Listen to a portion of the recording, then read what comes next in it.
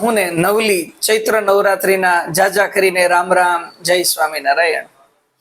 આપણી ભારતીય સંસ્કૃતિમાં ચૈત્ર મહિનામાં આપણા આરોગ્ય માટે વરદાન રૂપ એવા કડવા લીમડાનું સેવન સદીઓથી યુગોથી ચાલતું આવ્યું છે. ખાસ કરીને જ્યારે આપણે સૌ નાના નાના ગામડાઓમાં રહેતા હતા ત્યારે આપણા વડીલો સમગ્ર પરિવાર માટે લીમડાની ચટણી છે, લીમડાનું પાણી છે કે લીમડાનો ઉકાળો એ દરેક પરિવારના સભ્યોને મળે એ રીતે એક પરંપરા જાળવતા હતા. પણ હાલમાં આપણે શહેરીકરણમાં પ્રસ્થાપિત થયા છીએ એટલે પરંપરા થોડી વિક્ષિપ્ત થઈ છે. પરંતુ હવે વિશેષ જાગૃતિ આવી રહી છે આયુર્વેદ તરફ.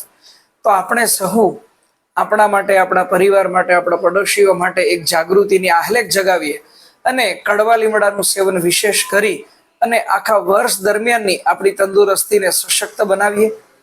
અને ખાસ ચૈત્ર મહિનામાં ગરમીનું પ્રમાણ વધારે હોય એટલે અન્નને પચવાની સંભાવના થોડી ઘટતી હોય છે. તો ખાસ ચૈત્ર મહિનામાં આધ્યાત્મિક મહત્વ ખૂબ રહેતું હોય છે.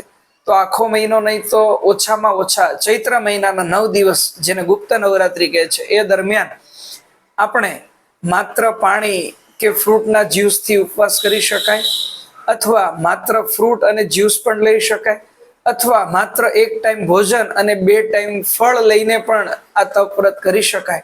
આ તપનું આધ્યાત્મિક મહત્વ તો છે, પણ એનો સાઈડ ફાયદો એ છે કે આપણા સ્વાસ્થ્ય માટે ખૂબ સારા લાભ થતા હોય છે. જાપાનના વૈજ્ઞાનિકોએ તો નોબેલ એવોર્ડ મેળવેલો છે કે ઉપવાસ કરવાથી કેન્સર જેવી બીમારીને પણ હરાવી શકાય છે. ભલે આપણે બીમાર ન હોઈએ તો સશક્ત થશું, અને બીમાર હશે તો એમાંથી બહાર આવશું. તો માટે ખાસ આપણે આ ચૈત્ર મહિનામાં લીમડાનું સેવન અને અન્નનો ઓછો ઉપયોગ કરી અને ફળોને વિશેષ સ્થાન આપી આપણું, આપણા પરિવારનું, આપણા પડોશીઓનું અને આપણા બાળકોનું સ્વાસ્થ્ય સારું થાય એવી પરંપરાને પુનર્જીવિત કરી અને ખૂબ સારો લાભ પ્રાપ્ત કરી અને સારા વર્ષ દરમિયાન આપણું આરોગ્ય સારું રહે એ માટે ખાસ આને અમલમાં લાવીએ. બીજું વિશેષ, ઋતુઓ બદલે ત્યારે વાયરલ તાવ, શરદી, ઉધરસની તકલીફો બાળકોમાં પણ સહેજે થતી હોય છે, મોટાઓમાં પણ થતી હોય છે. તો આ લીમડાના સેવનથી એનું પ્રમાણ પણ ઘટતું હોય છે અને આપણી રોગ પ્રતિકારક શક્તિ ખૂબ સારી થતી હોય છે. તો ખાસ એને અપનાવવા વિનંતી. ધર્મનંદન પ્રી સ્કૂલ વતી આપ સૌને મારા ભાવથી જાજા કરીને રામ રામ, જય સ્વામિનારાયણ.